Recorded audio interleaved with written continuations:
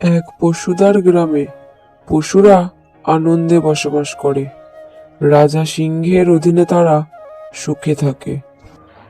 আমাদের রাজ্য শান্তিতে আছে, তাই আমাদের শক্তি বাড়ানোর দরকার নাই। শান্তি সবচেয়ে বড় শক্তি। অন্যদিকে সাধারণ গ্রামে কৃষকরা খেতে কাজ করছে, কিন্তু তখনই শিয়াল এসে গুজব ছড়ায়। তোমরা কি জানো, তোমাদের রাজ্য রাজা সিংহ দখল করতে চায়? কি, এটা কি সত্যি? হ্যাঁ, আমি নিজের চোখে দেখেছি। তারা যুদ্ধর জন্য প্রস্তুতি নিচ্ছে। তাহলে তো আমরাও প্রস্তুতি হব। আমরা পশুদের শক্তি বুঝিয়ে দেব। রাজা সিংহ, সাধারণ গ্রামের মানুষরা তোমার বিরুদ্ধে যুদ্ধের প্রস্তুতি নিচ্ছে।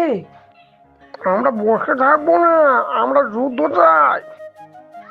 আমরা তো কখনোই তাদের ক্ষতি করিনি।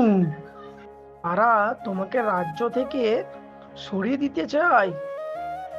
রাজা সিংহ চিন্তিত হয়ে পড়ে। দুই রাজ্য যুদ্ধের প্রস্তুতি নেয়। পশুদার গ্রামের সেনারা তৈরি হয়। আমাদের পায়ের নিচে কেউ টিকতে পারবে না। আমরা বনের রাজা, আমাদের হারানো যাবে না।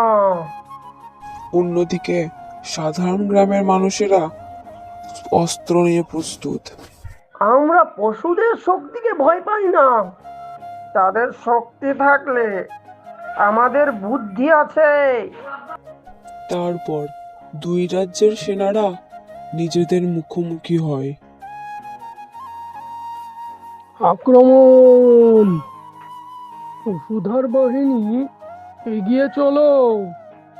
হাতিরা সামনে এসে সাধারণ গ্রামের মানুষদের ফেলে দেয়। বাঘেরাও ঝাঁপিয়ে পড়ে। পশুদের ফাঁদে ফেলতে হবে। সিংহ গর্জন করে এবং সাধারণ গ্রামবাসীরা ভয় পায়, কিন্তু যোদ্ধা অর্জুন সাহসীভাবে দাঁড়িয়ে থাকে। ঠিক তখনই একটি ছোট্ট মেয়ে যুদ্ধক্ষেত্রে এসে চিৎকার করে। আপনারা কি যুদ্ধের কারণ জানেন? এই শিয়াল আমাদের মিথ্যা ছড়িয়েছে। এটা কি সত্যি? শিয়াল ভয়ে দৌড়ে পালাতে চায়, কিন্তু সেনাপতি হাতি তাকে আটকে নেয়। তাহলে আমরা একে অপরকে না বুঝে যুদ্ধ করছি? সত্যি আমরা শিয়ালের কথায় ভুল করেছিলাম। যুদ্ধ করে কিছু পাওয়া যায় না, বরং বন্ধু হলে সবাই শক্তিশালী হয়। সত্যি শান্তি সবচেয়ে বড় শক্তি।